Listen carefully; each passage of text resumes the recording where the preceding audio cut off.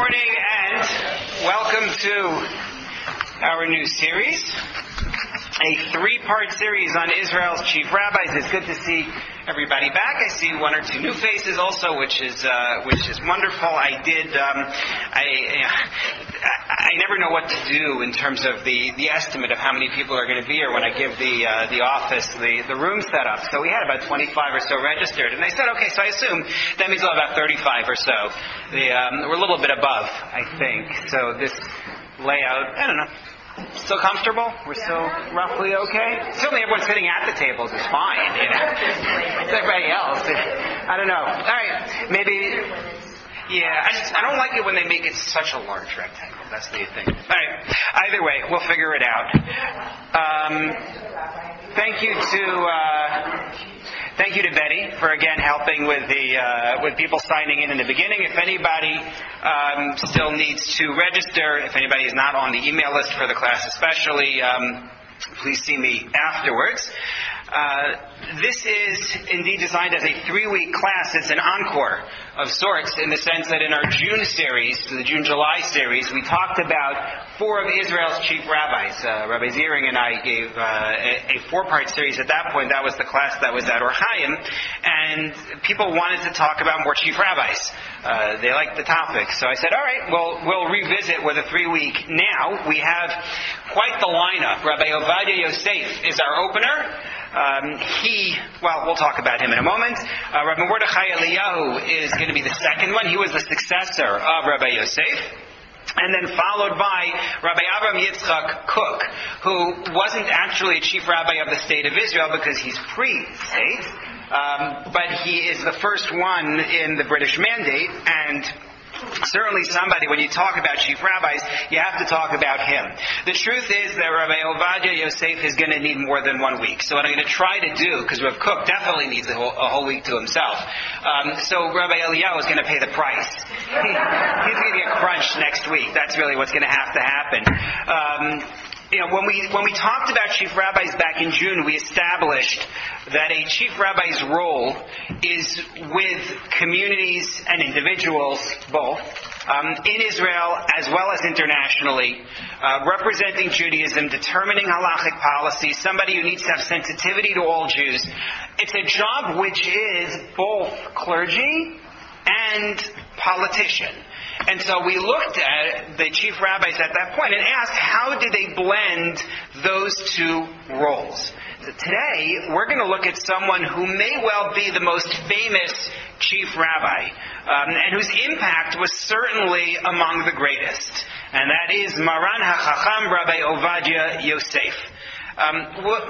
Actually, before I launch into that, just if you have a cell phone and it happens not to be on silent and you can silence it, better to ask now than after it rings. Okay. What do you know about Rabbi Ovadia Yosef? What can you tell me? Sephardi, that was one. Good. Sorry? I'm not sure I'd use the word nice. No, I don't say that in a pejorative way, but I'm not sure I would use the word nice. And you'll see what I mean. What comes to mind to me for nice doesn't really come to mind for me with him. Powerful, okay. Very big hat, this is true. Turban, in point of fact. Not hat, but turban. Yes. Somewhat regal. Yes. Definitely somebody with a regal character to him, the way he carried himself. Part of that is the regalia, just the outfit that went with the position. But part of it is definitely the way he carried himself. And in fact, that was part of his mission. One phrase that you're going to hear from me repeatedly in Hebrew is Lahazir atara liyoshna, which means to return the crown, or to restore the crown to days of old. And that has multiple meanings for him, as we're going to talk about. But just the idea, the reference to a crown already tells you something about what it is that he's trying to accomplish. Rabbi Ovadia Yosef was really an outsized figure. He was born in 1920, passed away in 2013. So he had quite a long and very, very accomplished life. Before we launch into biography and we talk about his mission and what he did and how he was perceived, I want to give you, by way of introduction, a few paragraphs that I think will demonstrate that not only did he have a major impact, but he had a conflicted impact. People saw him very differently, depending on where they were. Take a look at the first source, please. This is from Professor Yehuda Mirsky, an article entitled Rav Ovadia, written in honor of his 90th birthday. One of the more outsized personalities in Israel's history is Rabbi Ovadia Yosef, the longtime head of the Shas political party, not just head of, but founder of the Shas political party. If you wanted to guess, how many chief rabbis have founded political parties? Right. The answer is one. That's him. He's the only one to do it. He did it after he was done being chief rabbi. We'll talk about that. But he is the longtime head of the Shas political party who has just marked his 90th birthday. Rav Ovadia, as he is known, rose from a poor and undistinguished family to the summit of rabbinic and then political leadership through the sheer force of his learning and personality, and the coincidence of his passions with some of the deepest currents in Israeli society. And that's really never a truer sentence was written about Rav Ovadia. He didn't come into this with wealth. He didn't come into this with connections. What he had was incredible scholarship. And when I say incredible, we'll talk a little bit more about that, but there's nobody like him. This was, to say a generational talent is an understatement in terms of what he could do, just intellectually. And that combined with the fact that, as he puts it here, his passions, that which drove him, also drove a major sector of Israeli society that until he came along had been out of power in Israel despite their numbers, and he tapped into that, and he channeled that. And between the respect that people had for his intellect and the fact that what he was promoting resonated with them, that was what brought him to power. It wasn't about who he knew. It wasn't about who his ancestors were. His father was a shopkeeper. There's nothing there. And yet he became really one of the most influential figures in Israeli history.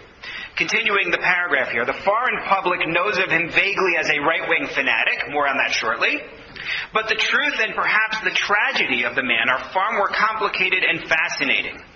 His ability to merge the intellectual elitism of the yeshiva with a common touch was to become one leitmotif of his career. Another was his pride, together with his boiling resentment of those who ignored or dismissed his accomplishments. Foremost among the latter were the members of the Ashkenazi establishment, religious and secular alike. They would come to regret it. We'll talk about that. Rising through the ranks, Rav Ovadia served as a rabbinic judge in Cairo, Petach Tikva, and Jerusalem, and as chief rabbi of Tel Aviv, teaching all the while. In dozens of immensely learned books and countless rulings, he staked out a distinctive judicial philosophy with two components. The first was encapsulated by the slogan I've already mentioned to you, to restore the crown to its former glory, L'Achzira Torah Yoshna. The crown was the tradition of Sephardi halacha that had come to full fruition in Yosef Karo, the 16th century author of the still authoritative law code Shulchan Aruch, the Code of Jewish Law. This tradition, in Rav Ovadia's view, had been contaminated, if not downright smothered, by centuries of Ashkenazi stringencies, dialectics, and arrogance. The second component of his legal philosophy was his leavening of unshakable traditionalism, with a humane responsiveness to changing times and circumstances. And you'll see how he manages both sides of what seems to be a contradiction. He actually does serve both. Authoritative, audacious, and decisive, Rav Ovadia eventually got the better of his rivals. In 1972, he unseated his longtime nemesis, Yitzchak Nisim, to become the Rishon LeZion, the Sephardi chief rabbi, and then his real troubles began. It happens to be a very good essay. I gave you the link there, which, if you have the version I sent in the email, it's clickable. When I send out the follow-up email later today, so you'll have the handout that way. You can see it. It's worth reading the full article. But that's one side. What would you describe as the tenor of Dr. Mirsky's article towards Rav Ovadia? How does he feel about Rav Ovadia? Envious. I would say admiring more than envious. Maybe I'm biased by reading the full article. I don't think he would want to trade places necessarily. Certainly admiring. Right. The man achieved alone, nothing. Well, I'm asking his perspective. Rabbi Yeah. respects that this man came from humble beginnings, achieved a think there's a lot of respect here. Take a look at the next one. This is from Yossi Sarid. Now, those of you who know Yossi Sarid are aware that you're going to get a different perspective. Yossi Sarid, a leader of the Peace Now movement, and really, I don't like the term anti-religious. I wouldn't apply it to just anybody, but yeah, I think it fits. I think it. No, I mean that not in a humorous way. He was truly angered by the religious establishment in Israel, and whenever a statement would be issued by Rabbi Yosef or by anyone whose first name was Rabbi, you could rely on him to have something to say against it. So keep that in mind as you read what he says here. The article is titled, "If He's the Greatest, We're in Trouble." And it's about Rabbi Ovadia. You see the date, October of 2013. This was the last week or two of Rav Ovadia's life. Rav Ovadia passed away mid-October 2013. After his death, may he reach the ripe old age of 120 before that happens, it will be hard to call him a saint. In life, we didn't see him as a saint, and so we have no reason to call him one as he lies on his deathbed. We are not abandoning a sick old man, because he was never ours to begin with. When our enemy falls or becomes deathly ill, we must not rejoice, but at the same time we cannot forgive. This is the, quote, spiritual leader whose spirit was bad, who viciously attacked all those who disobeyed, all those who did not bleed Shas. Now, as his family and entourage quarrel over succession, we should recall all those he cursed. Gentiles and Arabs, black people and women, teachers and gays, Reform Jews, secular Jews, and even religious Jews who didn't follow his teachings. Let us not forget the cursed politicians and disparaged judges and the Israeli soldiers who were lookouts during Shabbat but did not observe the holy day and thus died of their own fault. Now, he is doing what Rav Ovadia knew was going on in the last, I'd say, 20 years of his life, which is pulling certain passages from what Rabbi Ovadia said publicly and asking him, what do you mean by that? Except he's not asking him at this point. He's putting it in an article for the world to read. It's not a discussion. It's more of look what he said today or look what he said last night. I'm familiar with some of the passages that he is mentioning here, and the ones I am familiar with, if you look in context, they become very different statements.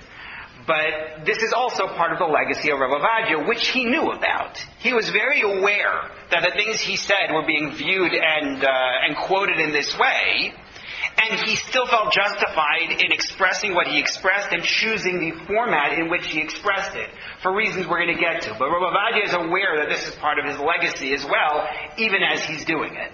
So keep this in mind on the flip side of his legacy. Part of his legacy is causing separation between people? Yes. Yeah, I think so. He was aware that he was... And he was 100% aware. Yes. We'll talk more about that as well. A third piece. This is from an outsider. You've heard from Yehuda Mirsky. You've heard from Yossi Sarid. Now you get The Guardian, the obituary for Rabbi Ovadia Yosef from The Guardian in England, which both praises and condemns his politics. Take a look. Resplendent in his gold-brocaded black gowns and purple turbans, Rabbi Ovadia Yosef, who has died aged 93, often resembled a medieval stranger marooned in the modern world. In fact, he was one of Israel's most astute public operators. As spiritual head of the ultra-Orthodox Shas party, Yosef influenced the course of Israeli politics. And as former chief rabbi to Israel's Sfardim and Mizrahim, we'll talk about Sfardi and Mizrahi a little bit later, Jews of Iberian, North African, and Middle Eastern origin, he rekindled a sense of communal pride not experienced for centuries. But it was as spiritual mentor of Shas, an acronym for Sfardi Torah Guardians, that he truly made his mark. Shas, again, is the party that he founded. Shas, to most observant Jews, is an acronym for Shisha Sedarim. It means the Talmud. But here, it's in context as the party of the Sfardi Torah Guardians, that he truly made his mark. The party began as a municipal list in Jerusalem in 1983. Then Yosef dictated its policies and handpicked its prospective Knesset members, including the 25-year-old Aryeh Deri, a rabbi and friend of his son David. Soon Shas blossomed into a national political force that fused religious zeal with an ability to articulate Sephardi grievances. For despite constituting half the population, Sephardim still felt that both Israel's secular establishment and Ashkenazi-run Orthodox parties treated them like second-class citizens. You start to get a more full picture of where his appeal was within society and where his impact was. So, last piece I want to show you here is source number 4 from the Times of Israel in describing his funeral. And I brought you first a paragraph that just describes the funeral, and then after that what they quote from Shimon Peres at the funeral. Rabbi Ovadia Yosef, the powerful, much-loved, and sometimes controversial spiritual leader of Israel's Sephardi community, passed away in Jerusalem early Monday afternoon after being hospitalized repeatedly over the last several weeks. He was 93. Ovadia was laid to rest Monday night in the Jerusalem neighborhood of Sanhedria with some 800,000 mourners converging from all over the country to attend what became the largest funeral in Israeli history. The 800,000 number is the high number you hear quoted. Those who didn't like him will say something like 500,000 as though that somehow diminishes. When you think about it, in 2013 you had roughly 6 million Jews in Israel. So if it's 800,000, you realize that means like more than 1 in 10 of every Jew in the land is there at the funeral. Far beyond the numbers police had anticipated, but there were no reports of serious injuries. There was actually a baby born at the funeral. Here's the quote now from Shimon Peres. A few hours ago I went to the hospital to say goodbye to my teacher, my rabbi, my friend, Rabbi Ovadia Yosef. President Shimon Peres relates in an official statement. It was a difficult time. Tears filled my eyes. My throat was choked with emotion. I held his hand, which was still warm, and kissed his forehead. When I pressed his hand, I felt I was touching history, and when I kissed his head, it was as though I kissed the very greatness of Israel, he added. Immediately after the fall of the Second Temple, there were 2 greats of the Torah, Yochanan ben Zakkai and Yehuda Hanasi, Peres continues, adding, I mention them because they came to the conclusion that for the Jewish people to survive, we need to study. Rabbi Yosef symbolized that and acted upon it. He was simply a great man. His greatness wasn't measured, but rather it was felt as a spiritual wind in every corner, lighting up the darkness in unexpected places. When I met him, I sensed he was a great man with an unbelievable memory and the wisdom to share his knowledge with others. His contribution was his love for Israel, and he solved problems no one else could solve, using his wisdom and spirituality. Peres, who had known Yosef for decades, was among the last to visit the rabbi's hospital bed earlier in the day before his passing. Wow. So when you say, when I ask people, like, what do you think of him, and someone says, nice, you understand why I said that because I met him. You met him. So he was nice to meet in person. That's actually really important. All children at school. Yeah. That's why they were very, very emotional, and they're very, very caring. Right. So that's a very important point, which is he had the gift that you will find among the most successful politicians. Which is, when you meet him in person, he's a human being, and an emotional one, and one who connects with people. And even though, as you're going to see, he had a mind like no other, an intellect like no other, and he led this massive political movement. He loved people and connected with them in that way. As you're going to see, we're going to talk about this. Yeah. Right, so we're going to come back to that, but in one example, there were about 1,000 women after the Yom Kippur War who were agunot. Their husbands were missing in action. And he wrote responsa for each one that permitted them to be able to get married. He found justification in each case to say that the husband was in fact dead.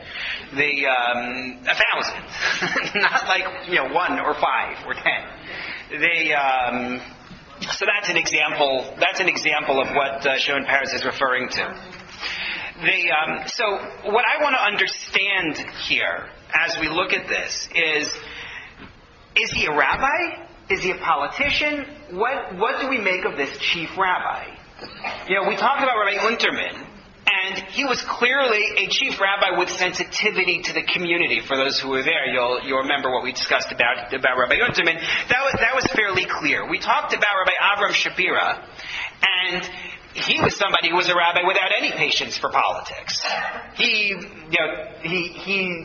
guarded the nation in the sense that he told his followers at the time of the disengagement, they shouldn't participate. If they're in the IDF, they should disobey orders, but don't do anything violent to anybody else. That was his red line. But he was very clearly rabbi and with no interest in politics.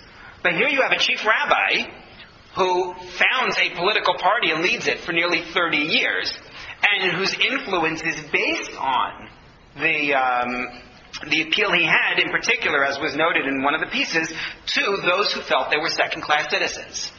Sephardi and Mizrahi, as we're going to see. So there is so much material for this. I mean, Rav Ovadia, because of when he lived and because he was so prolific, there's just so much to say about him. I'm going to do my best here. Again, I said he's going to go over the hour. He's going to go into next week also. But you have to know I'm necessarily condensing a lot. So we'll talk about that as well, because he was... You're talking about during his chief rabbinate, or you're talking about... So he starts out during the time of Golda Meir. He starts out with Golda Meir. He continues through Begin. That's his era. In politics, his party was allied with, at times, Netanyahu and at times Rabin. He went to both ends of the political spectrum, as you'll see. So, a brief history of Ashkenazim and Sephardim in modern Israel, and here I'm going to have to monologue somewhat just in order to get basic information. Go back to when the land that is today the State of Israel is part of the Ottoman Empire. So, you're talking about a period that lasts obviously for centuries. The Ottoman Empire, the Jewish community of the Ottoman Empire was basically Mizrahi or Sephardic. Now, I'm going to do an injustice here to centuries and centuries of Jewish culture by blending Mizrahi and Sephardic. They're not the same population. Theoretically, Mizrahi is Jews of Middle Eastern heritage, whereas Sephardic should be what's Sfarad? Spain. The problem is that it spreads, that culture spreads from Spain into North Africa, areas like Morocco, right across the Mediterranean. It spreads through Egypt. It spreads through Iraq. It becomes very difficult for me, poor Ashkenazi boy, to understand where the lines are drawn. And more to the point, when you get to this period of our history, meaning the last 30 years, it really does get blended in ways that make it difficult to unsort it. So I'm going to generally blend it together, understanding that really we're doing it something of an injustice here. Largely the Jews in the Ottoman Empire were Mizrahi or Sephardic, except for some Ashkenazim who arrived with the expulsions from the Iberian Peninsula at the end of the 15th century. Right? When we're kicked out of Spain, Portugal, Italy, and so on, there are Ashkenazim there as well who arrive. But basically, the population there, including in Israel, is a Sephardi population. Ashkenazim only start to arrive in any real numbers in Israel at the end of the 18th century. Students of the Vilna Gaon from Lithuania and some of the Hasidim from Poland show up in Israel at that point. Greater numbers in the middle of the 19th century, but the bulk of the population really is Sephardic at that stage. There are various splits between the communities. Right? You have those who have been there for generations and those who were new. You had those who had one set of practices and those who had another. Most important, as always, is you have financial divisions between the two.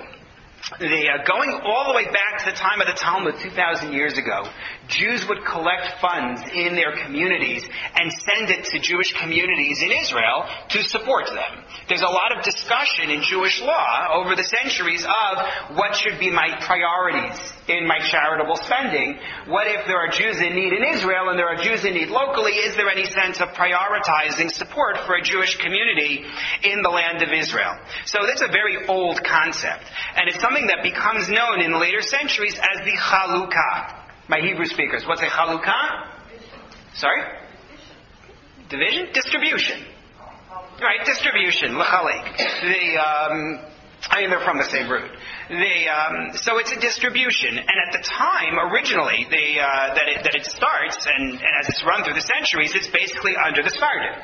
It's run by the Sephardic communities. They're the dominant population in the land. But starting in the late 18th century, some of the Ashkenazi communities create their own system of collection and distribution. They say, we're not getting a proper share from the Sephardim, so we are going to do our own. And those groups grow. They become more powerful. They splinter into sub-Ashkenazi groups. When we talk about Rav Kook, we're going to talk about the split between some of the Ashkenazi groups in terms of these funds as well. But each ethnic group manages its own funds.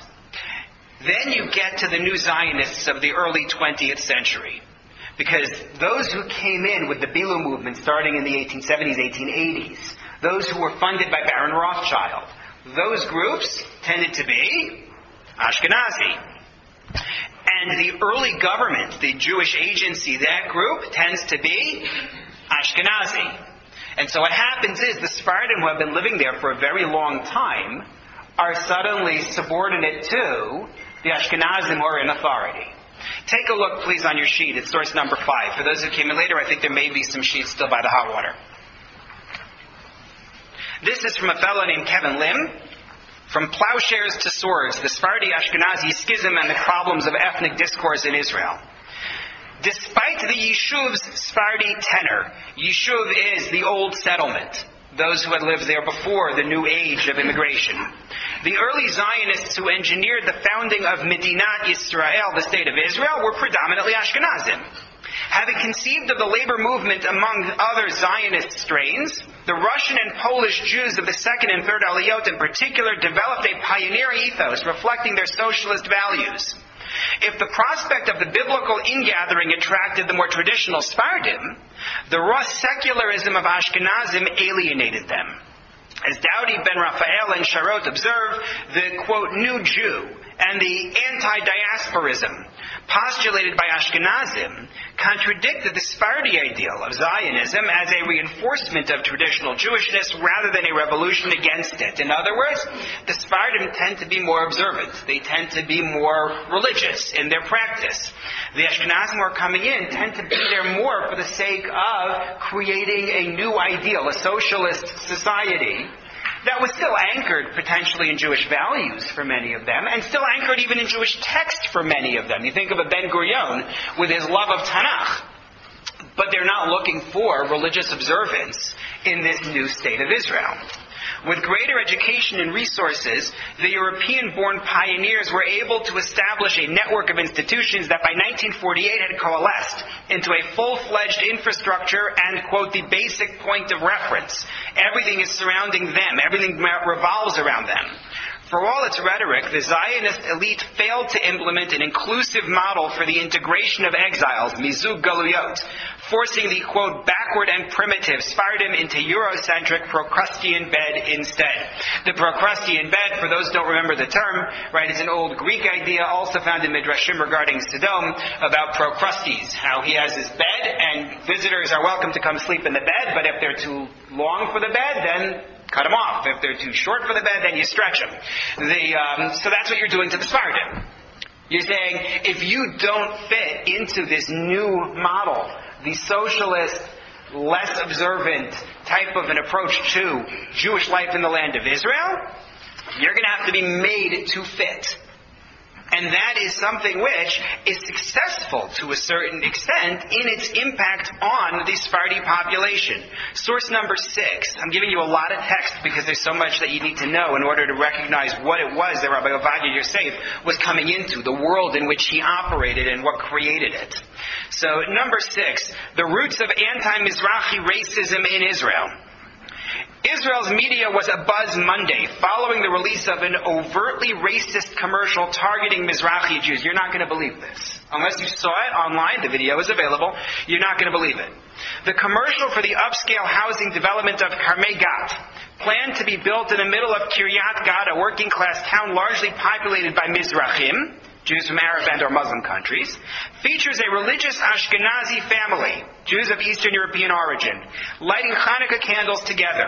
All of a sudden they are disrupted by two neighbors unabashedly portrayed as Mizrahi who barge in to ruin Hanukkah with their vulgarity and ignorance of authentic Jewish practice. The message: by moving to Karmei Gat, you can live among other real white Jews without having to worry about those pesky, benighted brown people. The video, produced by Be'emunah, a real estate company that specializes in building, quote, quality housing for the religious public, was widely panned in the media and was taken down almost as quickly as it went up. But the bitter taste couldn't be wiped out, especially since the video was released on the very same day that official Israel commemorates the expulsion of Jews from Arab and Muslim lands. Those who may be shocked by the blatant bigotry in the Karmei Gat video must remember that racist attitudes towards Mizrahim are part and parcel of Israel's DNA. The founders of the state, Jews of Ashkenazi origin who were raised on European ideas of nationalism and socialism, viewed, quote, Oriental Jews as backward and primitive from the moment they began arriving en masse on Israel's shores shortly after the founding of the state. He's not talking now about the Yishuv, the older population of Sephardim. He's talking about the Jews who came from Iraq, the Jews who came from Morocco, the Jews who came from Egypt. Yemen. Famed Israeli Foreign Minister Abba Eban described in 1957 how Mizrahi Jews were, in the plainest sense, a direct threat to the nascent state of Israel. The goal must be to instill in them a Western spirit and not let them drag us into an unnatural Orient.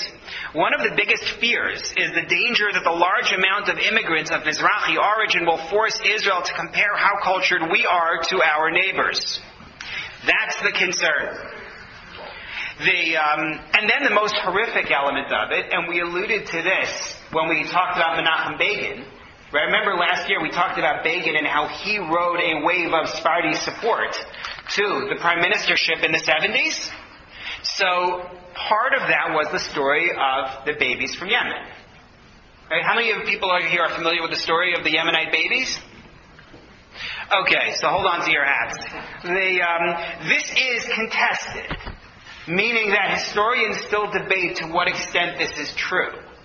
But it's a very active and live issue. If you look at this article from Times of Israel staff from October, as in this month, a couple of weeks ago, a lawsuit was filed in the case. Yemenite families of disappeared children file class action lawsuit.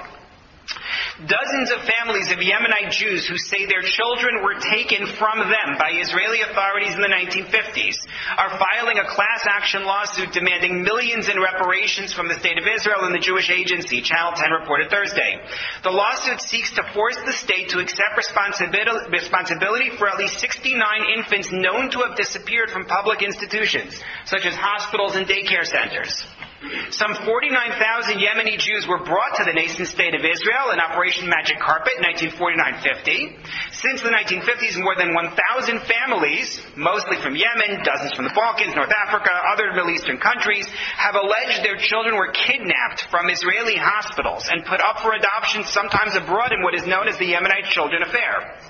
Disputed by scholars and seemingly refuted by 3 state commissions that examined the affair and concluded that most of the children had died, meaning that they had died in the institution and that they weren't kidnapped. The case has kept resurfacing, not least because most of the families were not given their children's bodies or informed of their burial places. The claims also come against a background of neglect and marginalization with which many Muslim world Jewish immigrants were greeted when they arrived in an Israel controlled at the time by an Ashkenazi Jewish elite. Families have also noted that many of the children's death certificates were riddled with errors. Most of the missing children were sent army draft notices to their original families 18 years after their alleged deaths. There have also been sporadic cases of adopted children who were able to confirm through DNA tests that they were from Yemenite families who were told they had died. The issue here is not even whether it actually happened, right? The issue is that the allegation itself matters. Meaning, when you have a society in which people believe that the government has conspired against their ethnicity, then you have a recipe for disaster. But it's not only from the government that this is coming. It's not only from the labor movement and the kibbutz movement and the socialists. It's not only from them. There's a sense within the Sephardic community, that the chief rabbinate is also against them. And even though you have a Sephardi chief rabbi and an Ashkenazi chief rabbi, there's still the sense that the Ashkenazim are dominant, because the chief rabbinate in the early state instituted policies which were geared toward unifying the observant Jewish community, but under the umbrella largely of Ashkenazi practice. So, for example, Jews who came in from Sephardic countries, many of the Sephardic countries, certainly North Africa, could practice polygamy. Whether you like polygamy or not isn't the point. It was part of their culture. It was part of their society. 1947, the chief rabbinate in Israel bans polygamy and says Jewish law will not allow this in our country. Yibum, right? The practice of yibum. Go back to the Torah itself. If a man and a woman are married and the man dies without having had children with her, so she has the option of marrying his brother, right, marrying her brother-in-law, or they can perform a ritual of chalitza, which separates them and ends that bond. But yibum is an option, right? Historically, this provided a way to take care of a widow, because in a society in which being able to remarry after this widowing would be difficult, she'd be part of the family, she was taken care of economically, and remember, it's polygamy. He could be married to somebody else and still take her into the family. He takes over the brother's lands. Sephardim still practiced it. Ashkenazim did not. They always said, do chalitza. They did not do yibum for a long time. In 1950, the chief rabbinate ruled that you're not allowed to do yibum, following Ashkenazi practice, even though, again, Sephardi communities were still doing it. There was an attempt, it didn't work, but there was an attempt to develop a single format of prayer, nusach achid, a unified form of prayer, and surprise, surprise, the dominant mode would have been, again, Ashkenazi. It's a melting pot scenario, and it's partly by force, and it's partly successful. And the result is that by the middle of the 20th century, the Ashkenazi community is economically dominant, and religion has been weakened among the Sephardim. Into this scene, enter Rav Ovadia Yosef. Now we'll start to understand, because of the preface, we'll start to understand some of the anger that you'll see within the Sephardi community and how it translates into support for his movement. But we have to go back now to 1920. Baghdad. Ovadia Yosef is born actually Ovadia Yosef Ovadia, meaning the family's last name was Ovadia. When he moved to Israel, he changed it to Ovadia Yosef, dropping Ovadia as his last name because being called Ovadia is a little funny. But that's his last name is actually Ovadia. I understand that some of the family still retains that, but his last name was Yosef. Fine. He's born in Baghdad on the day after Yom Kippur in 1920. His family made Aliyah to Israel when he was 4 years old. When he was 9 years old, he wrote his first commentary to a work of Jewish law. He published a book, a commentary to a relatively esoteric tractate in the Talmud called Hariyot at the age of 17. He was sent to Yeshiva Parat Yosef at age 13. He starts to learn in the yeshiva. But his family, as I mentioned in the beginning, is a needy family. They're not well off. They have a store they run, and his father says, well, I need him in the store. No. Parat Yosef was Sephardi. Recording. Okay. So, again, into this scenario, right, that's where we're up to. Rav Ovadia is in Parat Yosef at the age of 13. His father, though, pulls him and says, we need you to work in the store instead.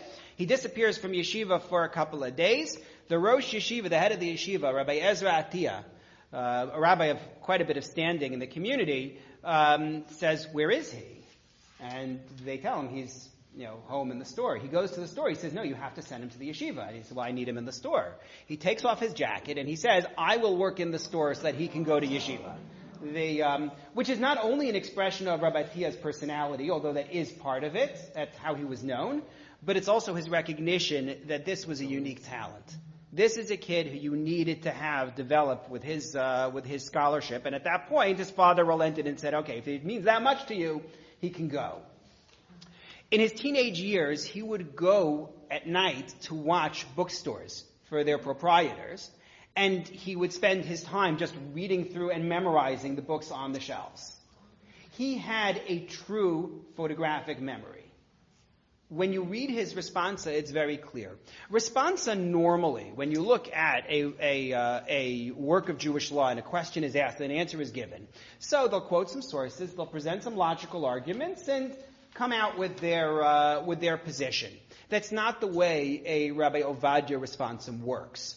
The way it works is this. Here's the question at hand. Here's the issue that it really can be digested to. Here are 130 or so sources on this side, chapter and verse. Here are maybe 76 or so on that side. The 130 are more than the 76, so the 130 win. That's more or less the way that his responsa work. And when I give you these numbers, I'm not exaggerating. His responsa go on for page after page after page after page, and it's all in his head.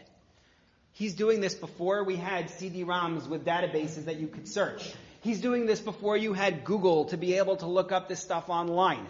It's all in his head.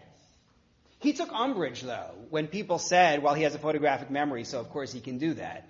He insisted that he was able to learn these things because he learned them repeatedly. He may have learned more quickly than others, but he learned them repeatedly, and that was the way that it stuck, he insisted. Not to mention, it takes time just to photograph things. If you had a camera and you were going page by page and you were recording on a camera, you're talking about thousands and thousands of books that are all sitting there in his brain and accessible. That's just, there's nothing for it other than just to say.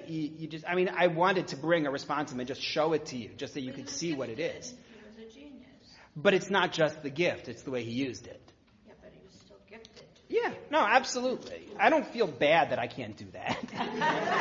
It's just, look, he's on a different planet.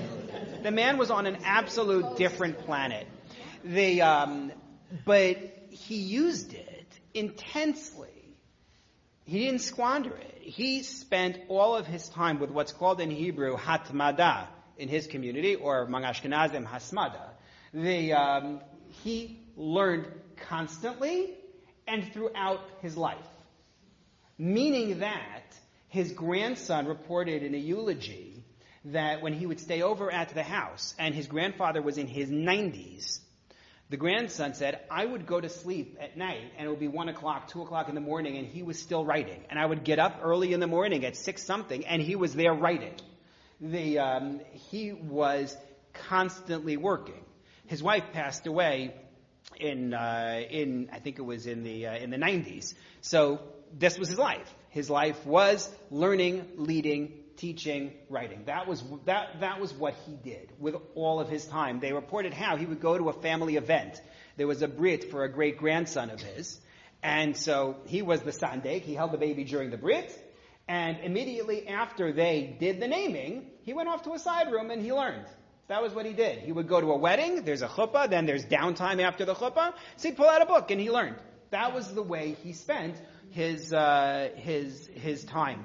When did he do all his politics? So they would come to his house for shacharit in the morning. He prayed in his house, and he had a minyan there. Anybody could come, and this is part of his hallmark, that he was accessible to everybody. But the political leadership would show up there for shacharit, and then he would take off his talit and tefillin at the end, and he would talk politics with them, and he would give them his insight and his guidance. He started teaching at the age of 17. He was sent to teach in a Jerusalem synagogue. More about that in a little bit. He was ordained at the age of 20. At the age of 25, he began serving as a judge on rabbinical courts in Jerusalem. In 1944, he married his wife, Margalit Fatal. The story that I've heard, but I have not been able to trace it to a source, the story that I've heard is that their first date is a disaster, as he spends all of his time discussing learning. But that he really wanted another date. And so they take a second date. The second date was a long walk, punctuated by 3 classes that he delivered in different places. So they walked, he gave a class, they walked again, he gave another class, they walked again, but she had a lot of patience, I guess. Margalit Fatal was her name. They had 11 children, and they have quite a few grandchildren. His children report that despite his really absurd schedule and all of his different involvements, he was very involved with them. He took pride in their achievements. He kept up on it. On Shabbat, they said he was all father. Shabbat was his day just to be with them, learning with them, and so on. The two hallmarks of Rav Ovadia in general are scholarship and being a man of the people.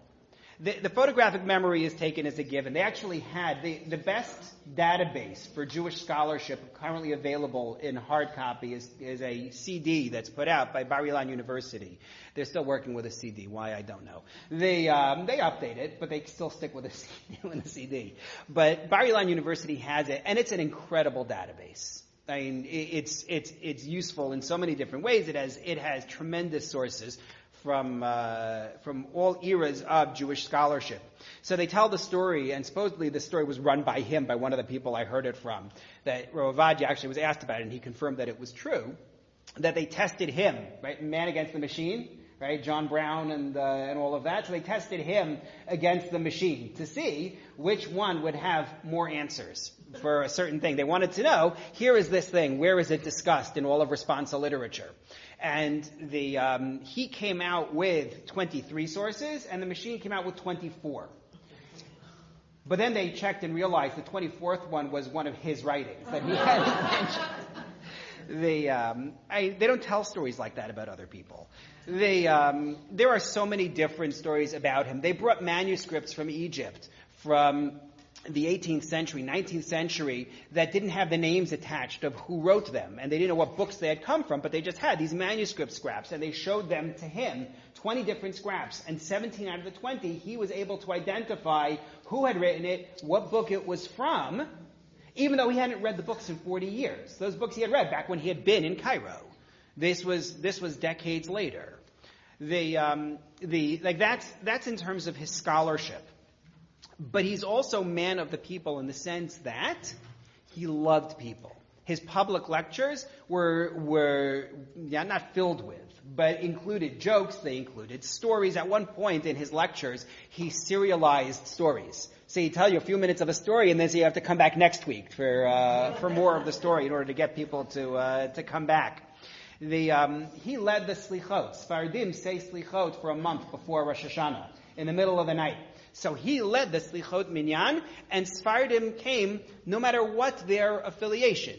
It's described to me by people who were there. If people showed up there who had jeans and earrings and greased back hair and whatever else, and people showed up who had long black coats and big yarmulkes and long beards, it didn't matter. He was seen as being for everyone. And frankly, going back a little bit to the Yossi Sarid quotes, his populist rhetoric sometimes came back to bite him, because he would express himself in a way that he knew was going to appeal to people, and he knew would draw crowds. And he would say things that were fiery, knowing full well that this was going to get taken out of context and it was going to anger people. So that's a little bit about him, first his early years and then a bit of his personality.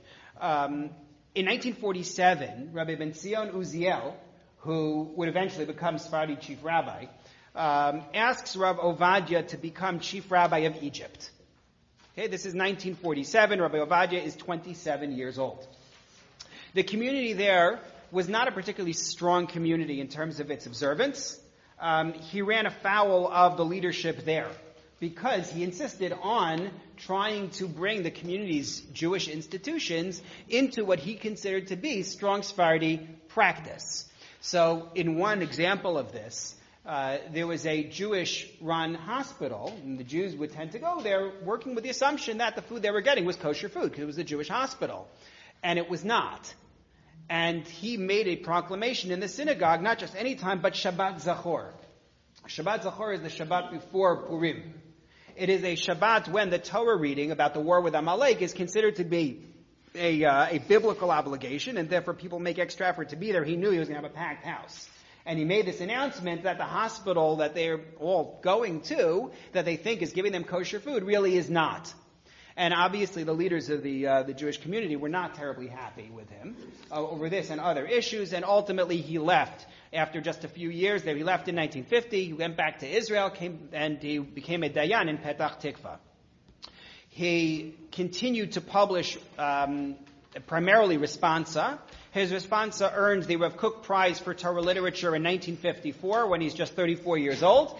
Won the Israel Prize in 1970. In 1965, he joins Israel's Supreme Rabbinical Court, the top Beit Din. In 1968, he becomes the chief rabbi of Tel Aviv. And he's quite happy there.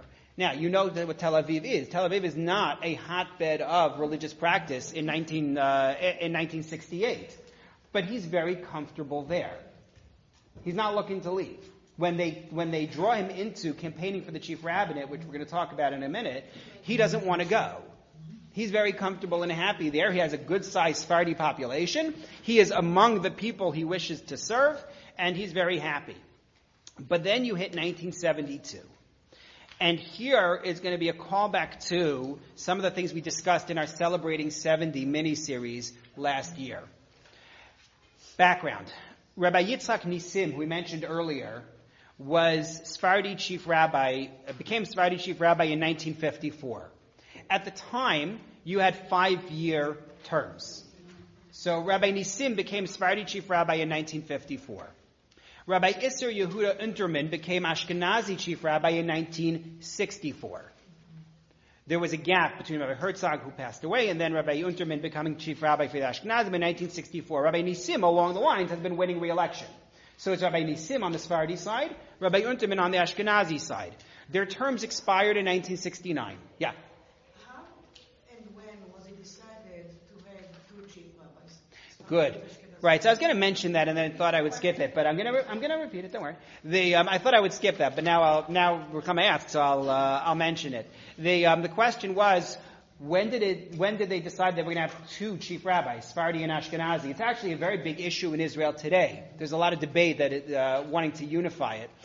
The original chief rabbi position under the Ottomans was the Chacham Bashi, and it was a decidedly Sephardi position. With the growth of the new Ashkenazi communities who came into Israel under the British mandate, they said, well, we want to have a chief rabbi of our own. And so they appointed Rav Kook to represent them, and he was recognized by the Jewish agency. But the Sephardim were not about to relinquish their position. And so you ended up with 2 positions, Ashkenazi and Sephardi, which you can see, based on what we discussed this morning, was necessary. In the sense that the Sephardim felt underrepresented, and as it was, they were unhappy. They felt they still were not being strongly represented, but at least they had their own chief rabbi. When you get to this era, they feel that they have a need for it. The Ashkenazim, for their part, are trying to solidify their authority and their power using the Ashkenazi chief rabbinate to do so. So so who decided who will be the rabbi? How was they elected? They had to work together. Which is, how were they elected? Yes. Okay, so the electorate, in general, you should know, chief rabbis are not elected by the general population. There is a body that represents rabbis from different communities in Israel, the Chief Rabbinate Council, which is a group of rabbis who are meant to advise the chief rabbis, and some politicians. Everybody gets together, and they elect the 2 chief rabbis. Okay.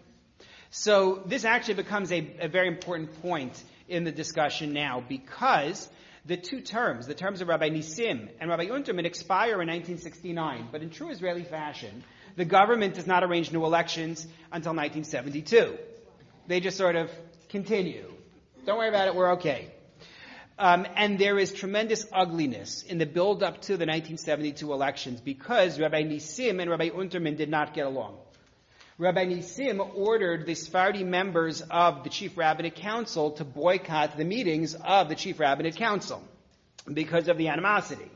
Rabbi Unterman says, what do I need with this? We're not getting anywhere. We don't have a quorum at our meetings. We can't do anything. And so he says, frankly, I've had enough. I'm not interested in running again in 1972. I did my years, and I'm good. However, what happens at this moment is something we discussed at length last year, which is the Langer affair. Okay, for those who weren't here, or for those who don't recall the details, bless you, the story involves a claim that 2 children, now in their late teens, were mamzerim. They were illegitimate. That their mother had been married to a Jewish man, that they had separated without religious divorce, and that she had then remarried. There was a lot of debate because the question was he really Jewish in the first place? There was no record of a conversion. The problem was he said he was Jewish. And she said that he was Jewish. So it was this big fight of what's the status of the kids who were now serving in the IDF in the office of Defense Minister Moshe Dayan, who finds out that they are having trouble getting married and says, rabbis, you better deal with this, or else we're just going to take marriage away from the religious groups altogether. We'll just say, well, make marriage civil marriage and be done with it. So you have this big fight that's going on in the lead up to 1972. Rabbi Unterman is of the opinion that they are in fact mamzerim, which was what most of the rabbinic community believed.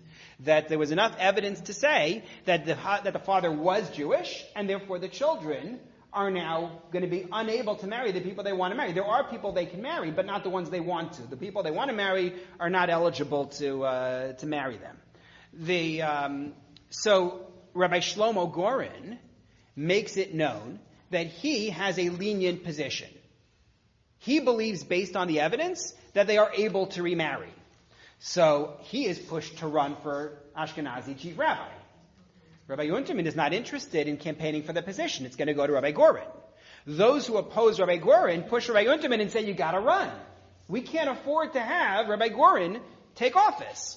Rabbi Unterman says, I'm going to run for office and then spend the next 5 years fighting with Rabbi Nisim. Forget it. I'm not interested. So the people who are pushing Rabbi Unterman to run say, no problem. We're going to push Rabbi Ovadia Yosef to run against Rabbi Nisim. So this way, it'll be Rabbi Ovadia Yosef on one side, Rabbi Unterman on the other side. Rabbi Ovadia Yosef says, I'm not interested. I'm really happy in Tel Aviv. What are you bothering me for? And then he decides to run. And in source number 8, I recognize that we have only 2 minutes left. But I robbed you of a minute when the recording stopped. So I'll just take an extra minute there.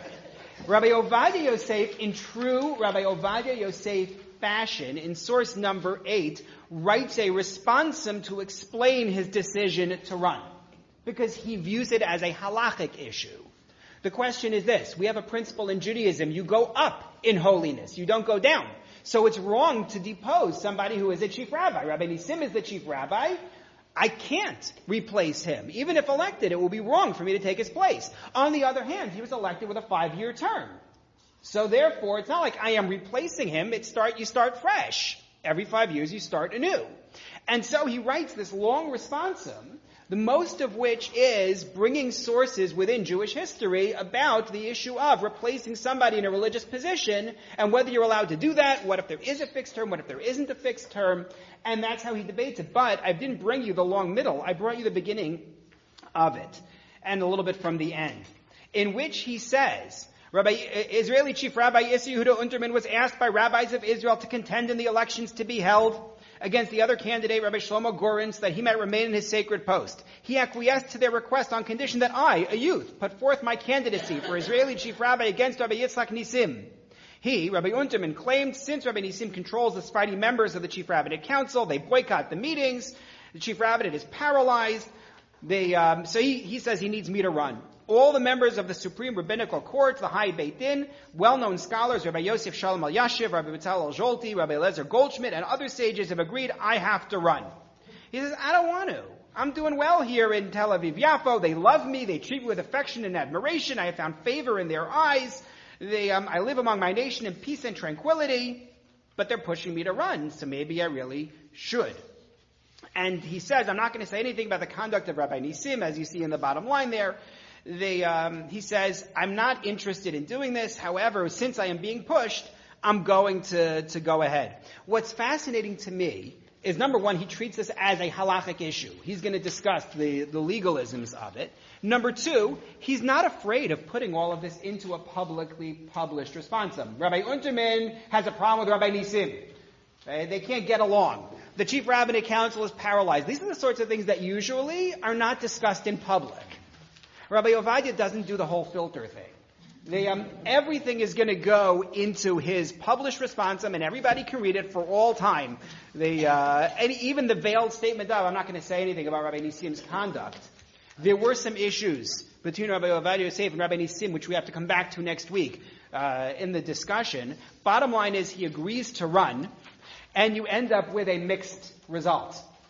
On the Ashkenazi side, Rabbi Goren beats Rav Unterman. But on the Sephardi side, Rav Ovadia beats Rav Nisim. So you end up with Rav Ovadia Yosef and Rabbi Gorin, which is a little bit of a recipe for disaster. So we're going to talk about that, God willing, next week. There's just so much to say about Rav Ovadia, and that we need to discuss. So hopefully we'll get through Rav Ovadia next week and get to say something about Rav MordechaI Eliyahu before moving on to Rav Kook. Just one moment, please.